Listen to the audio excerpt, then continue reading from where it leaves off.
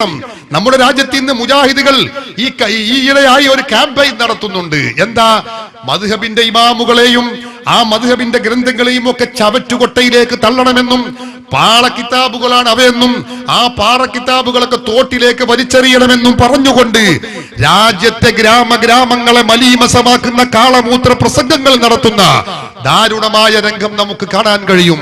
സഹോദരന്മാരെ, മദ്ഹബിന്റെ ഇമാമുകളുടെ ഗ്രന്ഥങ്ങൾ അല്ലെങ്കിൽ മദ്ഹബിന്റെ ഗ്രന്ഥങ്ങൾ അത് അസ്വീകാര്യമാണ്, അത് ശരിയല്ല, അത് ഖുർആനിന് വിരുദ്ധമാണ്, ഹദീസുകൾക്ക് വിരുദ്ധമാണ് എന്ന് പറഞ്ഞുകൊണ്ടാണ് മുജാഹിദുകൾ ക്യാമ്പയിൻ നടത്തുന്നതെങ്കിൽ ഇവരുടെ ആശയ സ്രോതസ്സെന്ന് അവര് പരിചയപ്പെടുത്തിയ ഇസ്ലാഹി പ്രസ്ഥാന ചരിത്രത്തിന് ഒരു ആമുഖം എന്ന ഈ പുസ്തകത്തിൽ പരിചയപ്പെടുത്തുന്ന ഇബ്നു തൈമിയ്യ പറയുന്നത് എന്താണെന്നോ? അഹ്ലു സുന്നത്തി വൽ ജമാഅത്ത്, ആ സുന്നത്ത് ജമാഅത്തിന്റെ ആളുകൾ എന്ന് പറഞ്ഞാൽ ഹും സലഫുൽ ഉമ്മത്തി വ അയിമ്മത്തുഹാ, ഈ സമുദായത്തിലുള്ള ഇമാമുകളും ഈ സമുദായത്തിൽ കഴിഞ്ഞു പോയ പൂർവീകരുമാകുന്നു. അവരെ അംഗീകരിക്കുന്നവർക്കാണ് അഹ്ലു സുന്നത്തി വൽ ജമാഅത്ത് എന്ന് പറയുക. അല്ലാഹുവിന്റെ റസൂൽ പറയുന്നതോ ആ അഹ്ലു സുന്നത്തി വൽ ജമാഅത്ത് മാത്രമേ സ്വർഗ്ഗത്തിലേക്ക് പോവുകയുള്ളൂ. ഇതോടെ ചിത്രം വ്യക്തമാവുകയാണ്. ഈ പൂർവീകർ പഠിപ്പിച്ച, ഇമാമുകൾ പഠിപ്പിച്ച ഖുർആനിനെ കുറിച്ചും സുന്നത്തിനെ കുറിച്ചും വളരെ കൂടുതൽ ആഴത്തിൽ പഠിച്ചിട്ടുള്ള മഹാത്മാക്കളാണ് കഴിഞ്ഞുപോയ ഇമാമുകൾ. ലക്ഷക്കണക്കിന് ഹദീസ് പാണ്ഡിത്യമുള്ള മഹാമനീഷികളാണവർ. ആ മദ്ഹബിന്റെ ഇമാമുകൾ ഉൾപ്പെടെയുള്ള ഇമാമുകൾ അവർ പഠിപ്പിച്ച ആശയമാണ് യഥാർത്ഥ ഇസ്ലാം എന്ന് പറയുന്നത്. അവർ ഖുർആൻ അറിയാത്തവരല്ല, അവർ ഹദീസ് അറിയാത്തവരല്ല, പ്രമാണം അറിയാത്തവരല്ല. അവർ പഠിപ്പിച്ച 14 നൂറ്റാണ്ട് കാലം മുസ്ലിമീങ്ങൾ അനുവർത്തിച്ചു വന്ന ആശയങ്ങളുണ്ടല്ലോ, ആ ആശയങ്ങളാണ് അഹ്ലു സുന്നത്തി വൽ ജമാഅത്ത് അല്ലെങ്കിൽ ദീൻ എന്ന് പറയുന്നത്. പ്രിയപ്പെട്ട സഹോദരന്മാരെ, ഈ വിഷയം നമ്മൾ അടിസ്ഥാനപരമായി മനസ്സിലാക്കിയാൽ ഒരു കാര്യം നമുക്ക് ബോധ്യപ്പെടും. അഹ്ലു സുന്നത്തി വൽ ജമാഅത്തും ബിദ്അത്തുകാരും തർക്കമുള്ള വിഷയങ്ങൾ ഏതേത് എടുത്ത് പരിശോധിച്ചു നോക്കിയാലും ഈ പറഞ്ഞ പൂർവീകരുടെ പാരമ്പര്യവും പൈതൃകവും നമുക്കറിയാം. അത് സുന്നികളോട് കൂടെ മാത്രമേ ഉള്ളൂ. ഓരോന്ന് വിശദീകരിക്കാൻ ഇവിടെ സമയമില്ല. എന്നാലും ഞാൻ ചില സാമ്പിളുകൾ നിങ്ങളെ ശ്രദ്ധയിൽപ്പെടുത്തട്ടെ. സുന്നികളും അല്ലാത്തവരും തമ്മിൽ തർക്കമുള്ള ഒരുപാട് വിഷയങ്ങളുണ്ടല്ലോ. വളരെ പ്രധാനപ്പെട്ട വിഷയങ്ങൾ തന്നെ പലതുമുണ്ട്. നമുക്കറിയാം, വെള്ളിയാഴ്ച നിർവഹിക്കുന്ന ജുമുഅയുടെ ഖുതുബ, ആ വെള്ളിയാഴ്ച നിർവഹിക്കുന്ന ഖുതുബ പൂർവീകരായി നമുക്ക് ലഭിച്ചിട്ടുള്ളത്, അവരെല്ലാവരും പഠിപ്പിച്ചിട്ടുള്ളത് ഖുതുബ അറബിയിൽ മാത്രമേ പറ്റുകയുള്ളൂ എന്നാണ്. നമുക്കെല്ലാവർക്കും അറിയാവുന്ന കാര്യമാണ്. 14 നൂറ്റാണ്ട് കാലത്തെ മുസ്ലിം പാരമ്പര്യം എടുത്തു പരിശോധിച്ചാലും ഖുതുബ അറബിയിലല്ലാതെ നിർവഹിച്ച ചരിത്രം നമുക്ക് കണ്ടെത്താൻ കഴിയുന്നില്ല.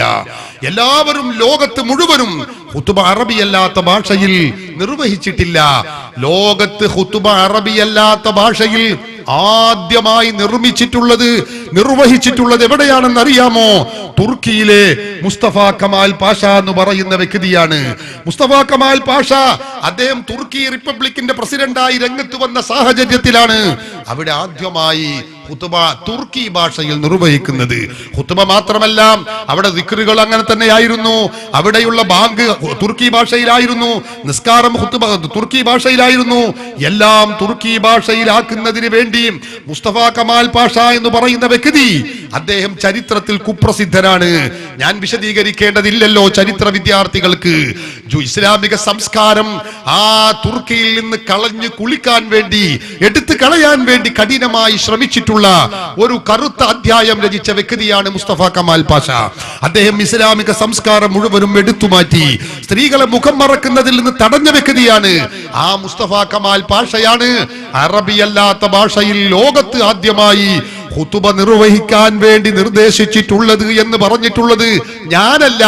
മുജാഹിദ് പ്രസ്ഥാനം 1 രൂപ 25 പൈസ വിലയുള്ള പുസ്തകത്തിൽ നിങ്ങൾക്കറിയാമോ, മുജാഹിദ് പ്രസ്ഥാനത്തിന്റെ നേതാവായി പരിചയപ്പെടുത്തുന്ന റഷീദ് റിള, ആ റഷീദ് റിളയുടെ ഗ്രന്ഥമാണ് എന്റെ വലത് കയ്യിലുള്ളത്. തഫ്സീറുൽ മനാർ എന്ന് പറയുന്ന ഈ ഗ്രന്ഥത്തിൽ അദ്ദേഹം പറയുന്നു, ലോകത്ത് മുഴുവനും ലാ യസാലൂന യഖറഊനൽ ഖുർആന വദ്കാറ സ്വലാത്തി വൽ ഹജ്ജി വഗൈരിഹാ ബിൽ അറബിയ്യത്തി വകദാലിക ഖുതുബത്തു സ്വലാത്തിൽ ജുമുഅത്തി വൽ ഈദൈൻ. ലോകത്ത് ദിക്റുകളും ഖിറാഅത്തുകളും ഖുതുബകളും എല്ലാം അറബി ഭാഷയിലായിരുന്നു. എക്കാലത്തും നിർവഹിച്ചിട്ടുള്ളത്. ഇല്ലാ മാ ശദ്ദത് ബിഹിൽ ഹുകൂമത്തുൽ കമാലിയത്തു തുർക്കിയ ഫഅമറത്തിൽ ഖുതബാ ബിഅൻ യഖ്തുബു ബിതുർക്കിയതി തംഹീദൻ ലിസ്വലാത്തി ബിഹാ ലിഖൽഇ റിബഖത്തിൽ ഇസ്ലാം.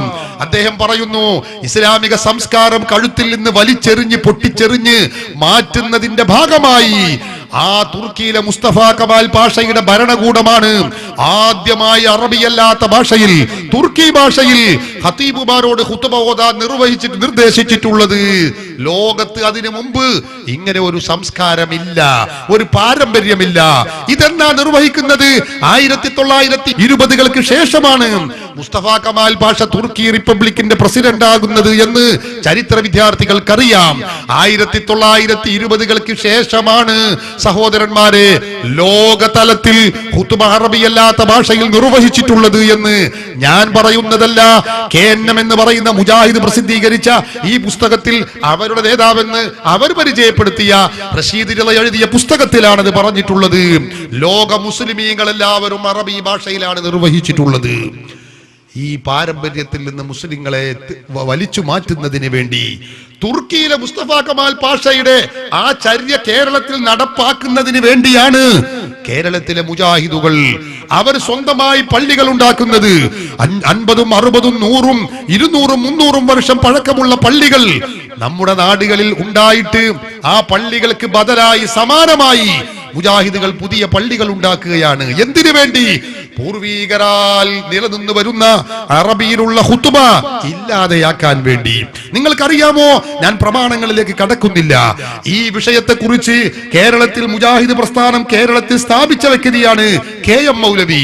KM മൗലവി എഴുതിയ ജുമുഅ ഖുതുബ എന്ന് പറയുന്ന പുസ്തകമുണ്ട്. കേരള നദ്വത്തുൽ മുജാഹിദീൻ പുറത്തിറക്കിയിട്ടുള്ള പുസ്തകമാണിത്. നിങ്ങൾക്ക് സ്ക്രീനിലൂടെ കാണാം. വില 3 രൂപ മാത്രമാണുള്ളത്. ഈ പുസ്തകത്തിന്റെ 23-ാമത്തെ പേജിൽ അദ്ദേഹം ഇതിൽ വ്യക്തമായി രേഖപ്പെടുത്തി വെച്ചത് കാണാൻ കഴിയും. എങ്കിലും ഇവിടെ ശ്രദ്ധിക്കേണ്ടുന്ന ഒരു കാര്യമുണ്ട്. അറബിയിലുള്ള ഫത്വയുടെ വിവർത്തനമാണിത്. വലാകിൻ ഹാഉലാ ശൈഉൻ ആഖർ യംബഗിൽ ഇൽതിഫാതു ഇലൈഹി വഹുവ അന്നാ ലം നജിദ് ഫീ കിതാബിൻ മിനൽ കുതുബി അന്ന സലഫ മിന സ്വഹാബത്തി വത്താബിഈന വമൻ ബഅദഹും. ഈ KM മൗലവി പറയുന്നു, എങ്കിലും ഇവിടെ ശ്രദ്ധിക്കേണ്ടുന്ന മറ്റൊരു കാര്യമുണ്ട്. സ്വഹാബികൾ, താബിഉകൾ, താബിഉകൾ എന്നീ സൽവൃത്തരായ മുൻഗാമികൾ അനറബി നാടുകളിൽ, അറബിയല്ലാത്ത നാടുകളിൽ മതപരമായ പ്രസംഗങ്ങൾ, അതായത് ഖുതുബത്തുൽ മശ്റൂഅ എന്ന് പറഞ്ഞ ശർആക്കപ്പെട്ട ഖുതുബകൾ നിർവഹിക്കുന്ന സന്ദർഭത്തിൽ റുക്നുകൾ അറബിയിൽ പറഞ്ഞ് വിവർത്തനം ചെയ്യുകയും തുടർന്നുള്ള ഭാഗങ്ങൾ നാട്ടുകാരുടെ ഭാഷയിൽ പറയുകയും ചെയ്തിരുന്നുവെന്ന് ഏതെങ്കിലും ഒരു ഗ്രന്ഥത്തിൽ നാം കണ്ടിട്ടില്ല. ഖുതുബ അറബിയല്ലാത്ത ഭാഷയിൽ ഇവിടെ നിർവഹിച്ചതായി അനറബി നാടുകളിൽ, അറബിയല്ലാത്ത നാടുകളിൽ വരെ അറബിയിലല്ലാതെ നിർവഹിച്ച ചരിത്രമില്ലെന്ന് പറയുന്നത് ഞങ്ങളല്ല, കേരളത്തിൽ ഈ പ്രസ്ഥാനം ഉണ്ടാക്കിയ KM മൗലവിയാണ് പറയുന്നത്. ഈ പുസ്തകം പ്രസിദ്ധീകരിച്ചിട്ടുള്ളത് കേരള നദ്വത്തുൽ മുജാഹിദീനാണ്. പറയണം, നിങ്ങൾ ചിന്തിക്കുന്നവരോടാണ് ഞാൻ സംവദിക്കുന്നത്. ഇസ്ലാമിന്റെ 13.5 നൂറ്റാണ്ട് കാലത്തെ പാരമ്പര്യം, ആ പാരമ്പര്യം എടുത്ത് പരിശോധിച്ചാൽ കേരളത്തിൽ ജുമുഅയുടെ ഖുതുബ അറബിയല്ലാത്ത ഭാഷയിൽ നിർവഹിച്ചത് നമുക്ക് കണ്ടെത്താൻ കഴിയുന്നില്ല. കേരളത്തിൽ ആദ്യമായി മലയാളത്തിലുള്ള ഖുതുബ നിർവഹിച്ചിട്ടുള്ളത് കൊച്ചിയിലെ മട്ടാഞ്ചേരി എന്ന് പറയുന്ന സ്ഥലത്തുള്ള പുതിയ പള്ളി എന്ന് പറയുന്ന പള്ളിയിൽ പരേതരായ ഹാജി അബ്ദുള്ള സേട്ട് നിർമ്മിച്ച പള്ളിയിലാണെന്ന് 1972 സൽസബീൽ പുസ്തകം 2 ലക്കം 2 വളരെ വ്യക്തമായി രേഖപ്പെടുത്തി വെച്ചത് നമുക്ക് കാണാൻ കഴിയും. പൂർവികരുടെ പാരമ്പര്യം ഈ വിഷയത്തിൽ ഇല്ലേ ഇല്ല. ഇനി നിങ്ങൾ നോക്ക്, തർക്കമുള്ള ഒരു വിഷയം. ജുമുഅയുടെ ഖുതുബയുടെ മുമ്പ് നമ്മൾ നിർവഹിക്കുന്നു നമ്മുടെ പള്ളികളിലൊക്കെ 2 ബാങ്കാണ് വെള്ളിയാഴ്ച ദിവസം. ഒന്ന് സമയമാകുമ്പോ 12:22 ഒരു ബാങ്ക് അല്ലേ, മറ്റൊരു ബാങ്ക് ഖതീബ് മിമ്പറിൽ കയറി ഖതീബ് സലാം പറഞ്ഞിരുന്നാൽ മുഖ്രി മുഅദ്ദിൻ കൊടുക്കുന്ന 2ാമത്തെ ബാങ്ക്. ഈ ബാങ്കിൽ ആദ്യം കൊടുക്കുന്ന ബാങ്ക് അത് നമുക്കറിയാമല്ലോ, ആ ബാങ്ക് റസൂലുള്ളാഹി തങ്ങളുടെ കാലഘട്ടത്തിൽ ആവശ്യമുണ്ടായിരുന്നില്ല. അതിനാൽ അന്നത് ഉണ്ടാവുകയും ചെയ്തിരുന്നില്ല. പിന്നെ ജനങ്ങൾ വർദ്ധിച്ചു, മദീനയുടെ പ്രാന്ത പ്രദേശങ്ങളിൽ വരെ ജനങ്ങൾ തിങ്ങി താമസിക്കാൻ തുടങ്ങി. അപ്പോൾ സെത്താൻ വൈകുന്ന സന്ദർഭമായപ്പോ മഹാനായ സയ്യിദുനാ ഉസ്മാൻ ഇബ്നു അഫ്ഫാൻ റളിയല്ലാഹു അൻഹു സമയമാകുമ്പോൾ ഒരു ബാങ്ക് കൊടുക്കാൻ നിർദ്ദേശിക്കുന്നു. ഞാൻ പറയുന്നതല്ല, സഹീഹുൽ ബുഖാരിയാണ് ഇത് രേഖപ്പെടുത്തി വെക്കുന്നത്. ഖുർആൻ കഴിഞ്ഞാൽ പിന്നെ ലോകത്ത് മുസ്ലിമിന്റെ ഏറ്റവും വലിയ പ്രാമാണിക ഗ്രന്ഥമാണ് സ്വഹീഹുൽ ബുഖാരി. ഈ സ്വഹീഹുൽ ബുഖാരിയിൽ കാണാം 916 നമ്പർ ഹദീസായി നമുക്ക് കാണാൻ കഴിയുന്നു. അങ്ങനെ ഉസ്മാൻ ഇബ്നു അഫ്ഫാൻ റളിയല്ലാഹു അൻഹു ഫലമ്മാ കാന ഫീ ഖിലാഫത്തി ഉസ്മാൻ റളിയല്ലാഹു അൻഹു വകസറു, ജനങ്ങൾ വർദ്ധിച്ചു ഉസ്മാൻ റളിയല്ലാഹു അൻഹുവിന്റെ ഭരണകാലമായപ്പോൾ ആ സന്ദർഭത്തിൽ അമറ ഉസ്മാനു യൗമൽ ജുമുഅത്തി ബിൽ അദാനി, ഉസ്മാൻ ഇബ്നു അഫ്ഫാൻ റളിയല്ലാഹു അൻഹു അതാ ആ സമയമാകുമ്പോൾ അറിയിക്കുന്ന ബാങ്ക് കൊടുക്കാൻ വേണ്ടി നിർദ്ദേശിക്കുന്നു. സ്വഹാബത്ത് അത് കൊടുക്കുന്നു. ആയിരക്കണക്കായ സ്വഹാബികൾ അത് അംഗീകരിക്കുന്നു.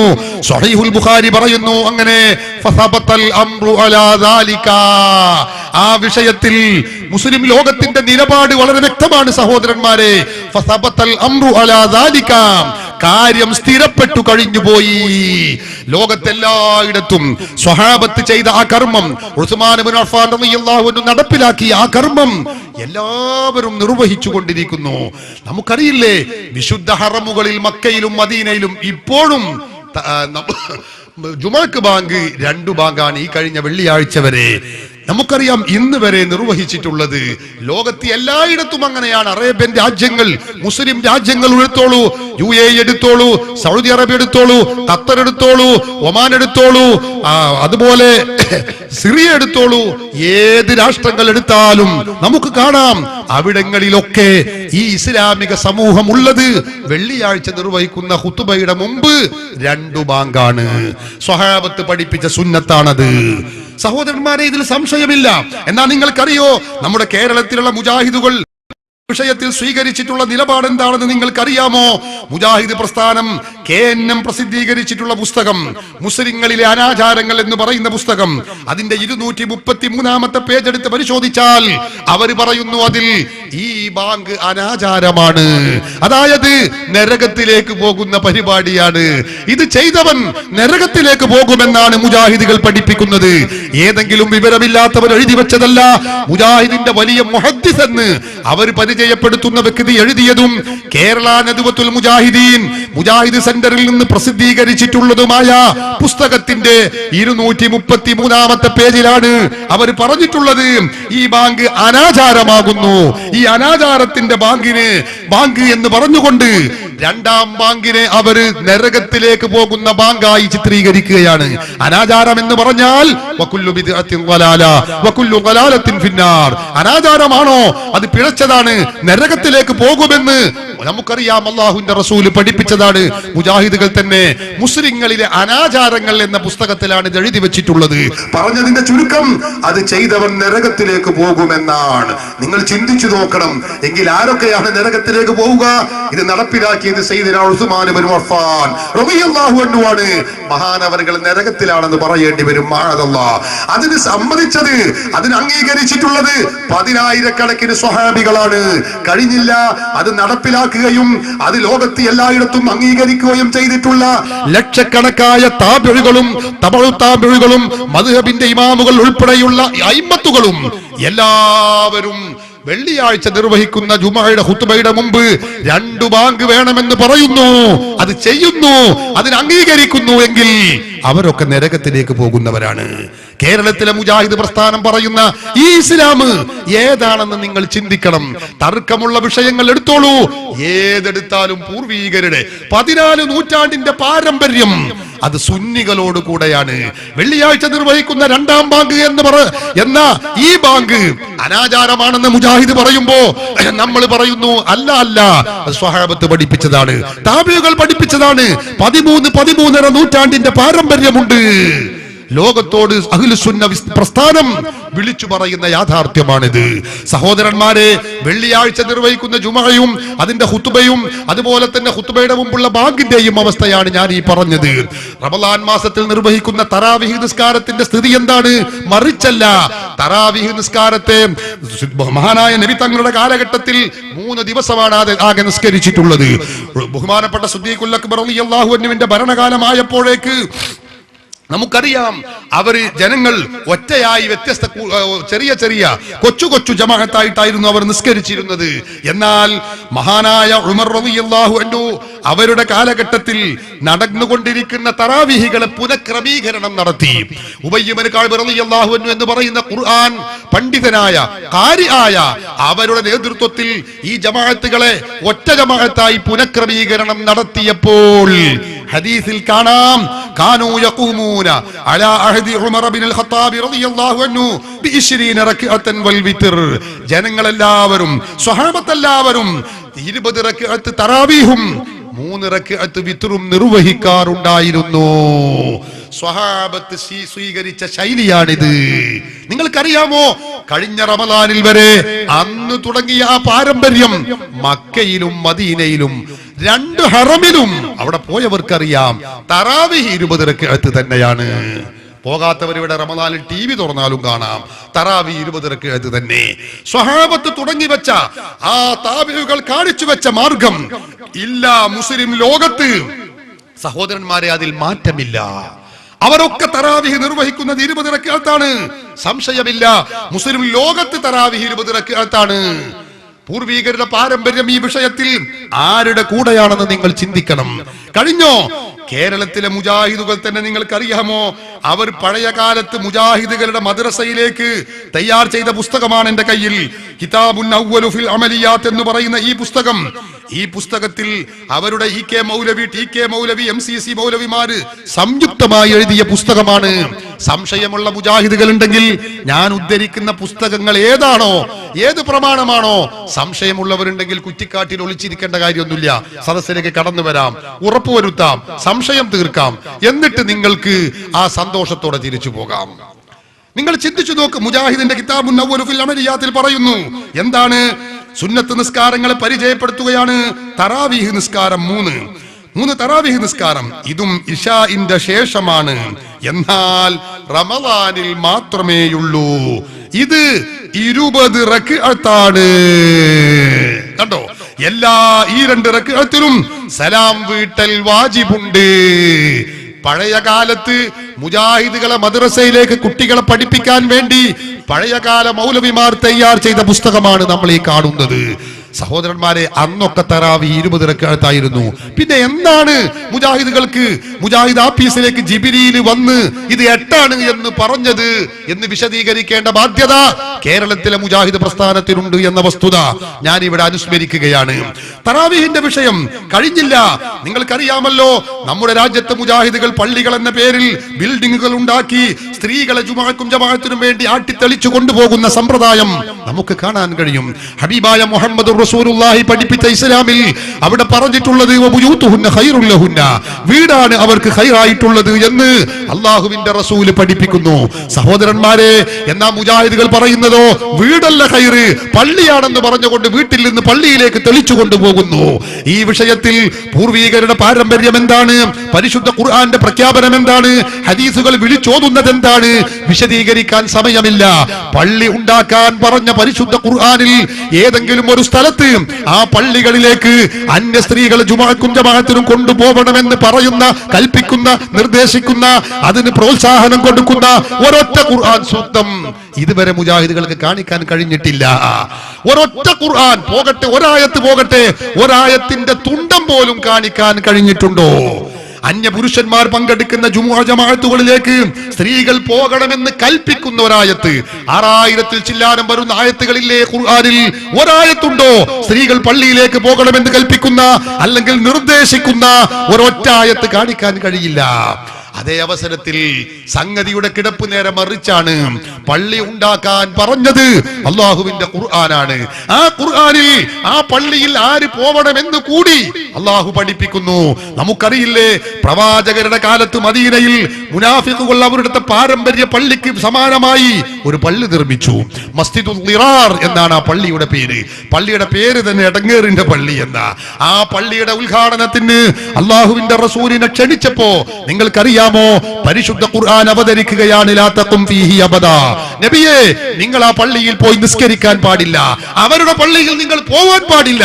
എന്തേ? അതും കിബിലയിലേക്ക് തന്നെയല്ലേ, അതും പള്ളിയല്ലേ, അവിടെയും മുസല്ലയില്ലേ, അവിടെയും നിസ്കരിച്ചൂടെ? ആ ന്യായത്തിനൊന്നും പ്രസക്തിയില്ല.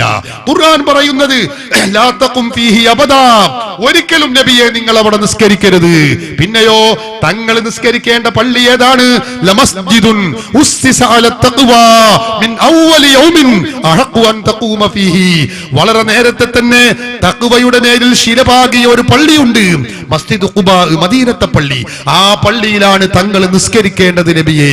അല്ലാഹുവിന്റെ ഖുർആൻ പറയുന്നു, എന്താണത് തഖ്വയുടെ പള്ളിയാണെന്നതിനുള്ള തെളിവെന്താണ്?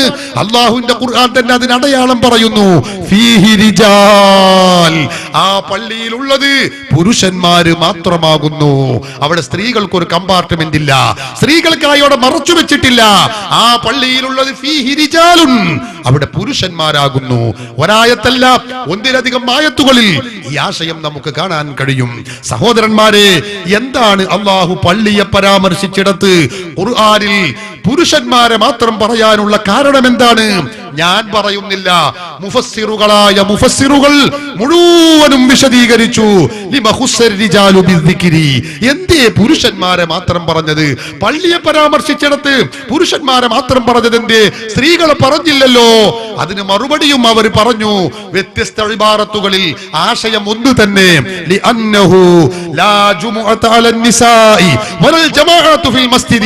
സ്ത്രീകൾക്ക് പള്ളിയിൽ നിസ്കാരമില്ല, പള്ളിയിൽ ജുമുഅ ഇല്ല, പള്ളിയിൽ ജമാഅത്തുമില്ലല്ലോ. അവർക്ക് സ്ത്രീകൾക്ക് ജുമുഅ ഇല്ല, വലൽ ജമാഅത്തു ഫിൽ മസാജിദി, പള്ളിയിൽ വെച്ചുകൊണ്ടുള്ള ജമാഅത്തുമില്ല. അത് സ്ത്രീകൾക്കില്ല, അത് പുരുഷന്മാർക്ക് മാത്രമാകുന്നു. ആരാണിത് പറയുന്നത്? ഒരു മുഫസ്സിറല്ല, ഞങ്ങൾ മാത്രം കണ്ടത്. നമ്മുടെ കേരളത്തിൽ ഇന്ന് പരിചിതമായ തഫ്സീറുകൾ 40ഓളം തഫ്സീറുകൾ, 1 ഡസനല്ല, 2 ഡസനല്ല, 3 ഡസനല്ല, 40-ലധികം തഫ്സീറുകൾ നോക്കിയപ്പോ എല്ലാ മുഫസ്സിറുകളും ഈ ആശയം രേഖപ്പെടുത്തി കഴിയും. എല്ലാവരും പറയുന്നു ഇതേ ആശയം. നോക്കൂ നിങ്ങൾ, പരിശുദ്ധ ഖുർആനിൽ സ്ത്രീകൾ പള്ളിയിലേക്ക് പോകണമെന്ന് പഠിപ്പിച്ചിട്ടില്ല. ഹദീസിലുണ്ടോ? ഒരിക്കലുമില്ല. അള്ളാഹുവിന്റെ റസൂലിനോട് നിങ്ങൾക്കറിയാമോ, പ്രവാചകരോട് ചോദ്യം, സഹാബി വനിതകൾ വന്നുകൊണ്ട് ചോദിക്കുകയാണ്, നബിയേ, ഞാൻ തങ്ങളുടെ കൂടെ പള്ളിയിലേക്ക് വരട്ടെ നബിയേ? ചോദിക്കുന്നത് ആരാ? സഹാബി വനിതകളാണ്. അവർ വന്ന് ചോദിക്കുന്നു. നോക്കൂ നിങ്ങൾ, ബീബി അസ്മാ റളിയല്ലാഹു അൻഹാ അള്ളാഹുവിന്റെ റസൂലിന്റെ അരികിൽ വന്നുകൊണ്ട് ചോദിക്കുന്നു, നബിയേ, ഞാനും അങ്ങയുടെ കൂടെ പള്ളിയിലേക്ക് നിസ്കരിക്കാൻ വരട്ടെ? നബി സല്ലല്ലാഹു അലൈഹി വസല്ലമ തങ്ങളോട് ചോദ്യം നേരിട്ട് ചോദിക്കുകയല്ല, അവരൊരു ആമുഖമായി ചോദിക്കുകയാണ്. നബിയേ, അന വാഫിദത്തുൻ നിസാഇ ഇലൈക യാ റസൂലല്ലാഹ്, ഞാൻ സ്ത്രീകളുടെ പ്രതിനിധിയായി ഞങ്ങൾ യോഗം കൂടി എന്നെ പറഞ്ഞയച്ചതാണ് നബിയേ. എന്നിട്ടോ എനിക്ക് ചോദിക്കാനുള്ളത്, മാ മിൻ ഇംറഅത്തിൻ കായിനത്തിൻ ഫി ശർഖിൻ വലാ ഗർബിൻ സമിഅത് ബി മഖ്റജി ഹാദാ ഇല്ലാ വഹിയ അലാ മിസ്ലി റഅയി. നബിയേ, എന്റെ ഈ ആഗമന വിവരമുണ്ടല്ലോ, ലക്ഷ്യമുണ്ടല്ലോ, ഇത് ലോകത്തുള്ള ഏത് സ്ത്രീ അറിഞ്ഞാലും അവർക്ക് എന്റെ അതേ അഭിപ്രായമാണ് പറയാനുണ്ടാവുക. അങ്ങനെയുള്ള ഒരു കാര്യവുമായിട്ടാണ് ഞാൻ വന്നിട്ടുള്ളത്. നബി തങ്ങൾ ശ്രദ്ധാപൂർവം കേട്ടു. എന്നിട്ട് ചോദിച്ചു, തങ്ങൾ പുരുഷന്മാരുടെ മാത്രം പ്രവാചകനാണോ, അതല്ല സ്ത്രീകൾ കൂടെ പ്രവാചകനാണോ? നബി തങ്ങൾ പറഞ്ഞു, ഞാൻ പുരുഷന്മാരുടെയും സ്ത്രീകളുടെയും പ്രവാചകനാണ്. അപ്പോ മഹദിയായ അസ്മാ ബീബി റസൂലുള്ളാഹി തങ്ങളോട് പറയുന്നു, എന്നാ എനിക്കൊരു കാര്യം പറയാനുണ്ട് നബിയേ. ഇന്നകും നിങ്ങൾ സ്ത്രീവർഗം അല്ല, നിങ്ങൾ പുരുഷവർഗം. നിങ്ങൾ ഞങ്ങളെക്കാൾ ജുമുഅ കൊണ്ടും ജമാഅത്ത് കൊണ്ടും ഒട്ടേറെ പുണ്യകർമ്മങ്ങളെ കൊണ്ടും ശ്രേഷ്ഠതയുണ്ട് നിങ്ങൾക്ക്. ഞങ്ങൾക്ക് ആ കൂലിയൊന്നുമില്ല. ഞങ്ങൾ സ്ത്രീവർഗം മഹ്സൂറാത്തുൻ മഖ്സൂറാത്തുൻ ഖവാഇദു ബുയൂതികും, ഞങ്ങൾ വീടുകളിൽ തളച്ചിടപ്പെട്ടവരാണ്. മുജാഹിദിന്റെ ഭാഷ കടമെടുത്ത് പറഞ്ഞാൽ ഞങ്ങൾ അടുക്കളയുടെ 4 ചുമരുകൾക്കുള്ളിൽ തളച്ചിടപ്പെട്ടവരാണ് നബിയേ. ഞങ്ങൾക്ക് പള്ളിയില്ല, ഞങ്ങൾക്ക് ജുമുഅയില്ല, ഞങ്ങൾക്ക് ജമാഅത്തില്ല. ഞങ്ങൾക്കും ആ കൂലി വേണ്ടേ നബിയേ? ഞങ്ങളെ പരിപാടി എന്താണെന്നോ? ഞങ്ങൾക്ക് നിങ്ങളിൽപ്പെട്ട പുരുഷന്മാർ ഹജ്ജിന് പോയാൽ, ഉംറക്ക് പോയാൽ, യുദ്ധത്തിന് പോയാൽ ഞങ്ങൾ ചെയ്യുന്ന പരിപാടി എന്താണ്? ഹഫിൽനാലക്കും അംവാലക്കും, നിങ്ങളെ സമ്പത്ത് സൂക്ഷിക്കുക. വഗസൽനാലക്കും അസ്വാബക്കും, നിങ്ങളെ വസ്ത്രങ്ങൾ നെയ്തുണ്ടാക്കുക.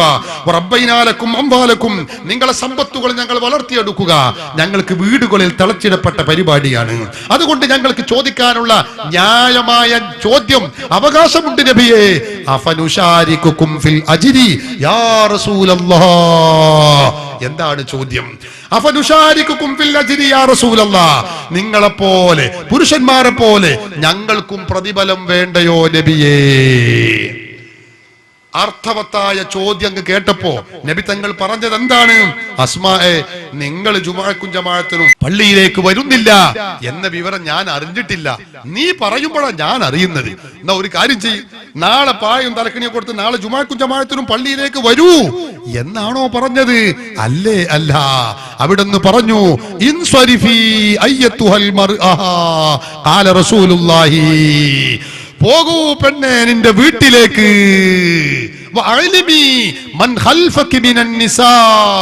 നീ പറഞ്ഞല്ലോ യോഗം കൂടിയിട്ടാ നിന്നെ വിട്ടത്, ആ സ്ത്രീകളെയൊക്കെ നീ അറിയിക്കും ചെയ്തോ. എന്താ അറിയിക്കേണ്ടത്?